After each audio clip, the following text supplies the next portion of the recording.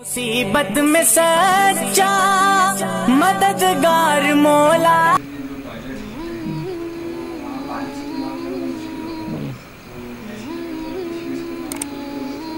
मैंने एक सवाल किया कि अगर वेस्टर्न टॉयलेट्स है, चाहे फिर वो किसी भी जगह हो, इंडिया में आजकल बहुत कॉमन है, 5 स्टार्स में, होटल्स में, इसी तरह आपके एयरपोर्ट्स है, रेलवे स्टेशंस है, वेस्टर्न होते हैं उसमें ऊंचे वाले। तो उन्होंने कहा कि पानी का इस्तेमाल मुश्किल होता, तो क्या हम पेपर का इस्तेमाल करें? तो देखिए, पानी की मौजूदगी में पेपर के इस्तेमाल की इजाज़त नहीं दी जा सकती।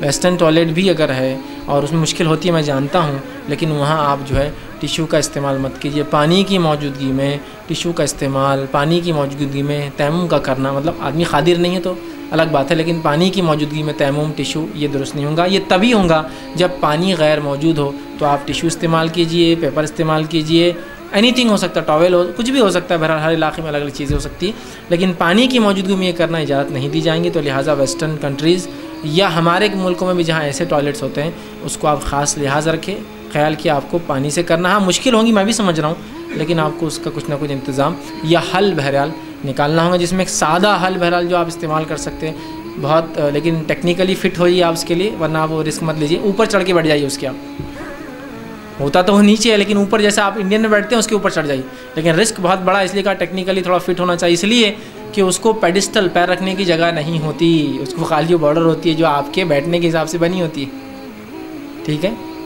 ठीक है। या फिर अगर बैठकर धोने का इंतज़ाम है तो वो भी यूज़ कर सकते हैं। बहुत से लोग पूछते हैं क्या वेस्टर्न टॉयलेट पे तहारत होती है? हाँ, होती है, लेकिन उसके लिए वैसा आपका वेस्टर्न टॉयलेट हो।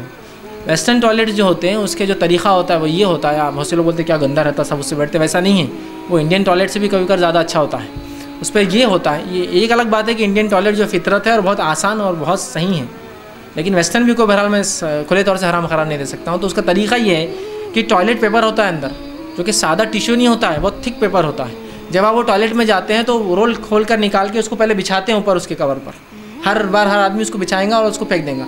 और वो टॉयलेट पेपर की खुशूसियत होती है, कभी फ्लश में भी डाले तो खुल जाता है फ़ौरन, वो अटकता नहीं, जाम नहीं होता फ्लश में, आता है कि स्पेशल पेपर्स होते हैं।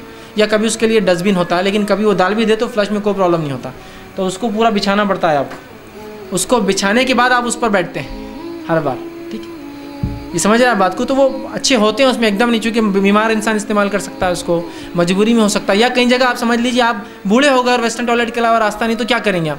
ऊपर बैठने का रिस्क आप ले नहीं सकते, एक जवान ले सकता है, ठीक है, कि तो गिरने का बहुत बड़ा रिस्क है। और बहुत से लोग सिर्फ वेस्टर्न टॉयलेट में जो गिरने का वाक़या बोलते हैं ना, उसे ऊपर बैठने की वजह से गिरते हैं। तो मैं गुजारिश करूँगा, कभी आपको अगर टेक्निकली आप फिट नहीं है तो उस पर बैठने की कोशिश मत कीजिए। ऊपर जैसा है पेपर डाल के बैठिए, चूँकि बहुत से लोगों के जहन में ये बात है उसमें तहारत नहीं होती है उसमें।